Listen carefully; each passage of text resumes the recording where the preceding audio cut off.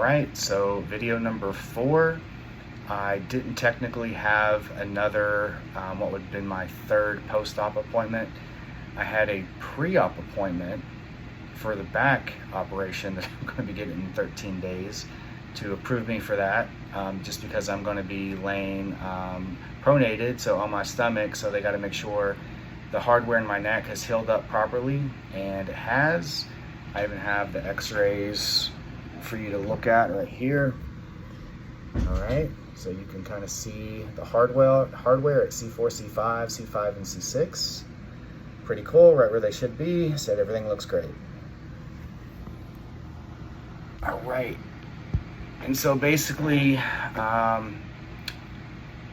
next thing is I have to get back surgery, and I'll talk about that here in a little bit because I know you guys are probably watching this video to learn about the Mobi-C Cervical Disc Replacement. So we'll keep it at that until the very end.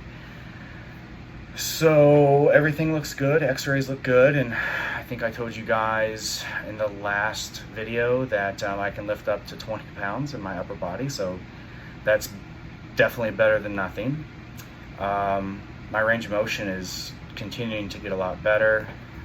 So here's rotation to the left, to the right. I probably have a little bit more to the right. Extension is much better. Flexion, still a little bit tight. And then I'm slowly getting lateral rotations, taking a little bit. But that's kind of the last one you will get is the lateral rotation, since that's more frontal and transverse plane movement. It's just by nature, it's harder to regain than just regular rotation right to left, and there's reasons for that, but we won't get into that. But I wanted to show you guys this because I thought it was cool. I should have showed you this from the beginning. I forgot I had this. So I use this. So I'm a licensed massage therapist as well. I typically do more of like a functional manual therapy type of work, some neuromuscular and sports massage concepts. So I use this to show cervical and neck anatomy. But so you can kind of see here C4, C5, C5, C6. So they would have went around the Blitz trachea vocal cords to get to that, and they inserted it from here. And it's the scar that's healing up pretty good.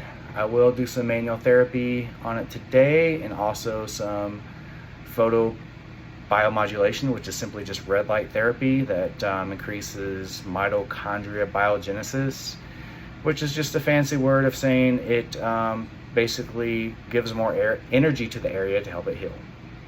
So I'll be doing that. Some of the manual techniques I do is just some circles, some gentle cross fiber friction, and then just going with the scar to just helping that scar tissue or adhesions just kind of smooth out, get those micro inflammatory responses to aid in the healing of the scar. All right, but other than that, everything looks good. Like I said, range of motion is improving. Today I worked out. I did leg press, I did calf raises, I did some Nautilus machines, some hamstring work, and I did some half kneeling pull down, so it's not directly overhead, it's kind of at an angle. So basically my restrictions are nothing just directly overhead, so no vertical pressing, and I can't, directly load my spine, put my spine under load. I can't do any rotational stuff of the neck. No plyometrics, no jostling, no running, things that'll create, excessive movement in the neck. So I will have my actual my third post-op appointment next week.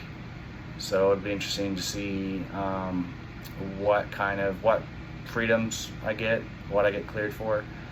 Doesn't really matter though, because then I get back surgery. So the back is similar to the neck. I have, again, 2 herniations, L4, L5, L5, S1, which are also causing stenosis, basically narrowing of the foramen, which is the hole that the nerve root leaves, which is like right in here. You can see it better on the cervical model, but so it was So these two discs here, L4, L5, L5S1. L5S1 is actually worse. It's more herniated, definitely more so on the left. So I have a lot of symptoms on my left leg.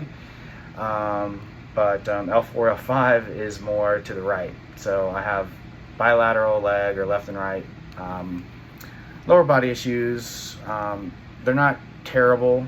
I can still function, but I can't really do anything outside of that. I mean, I can't run, I can't do any plyometrics, I can't jump at all.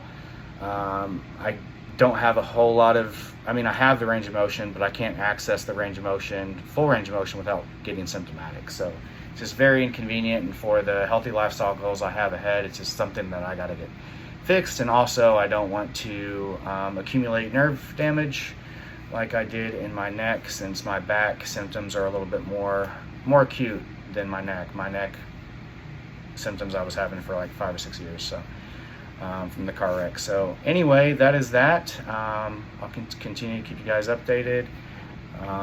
Scar's looking good. See you next week.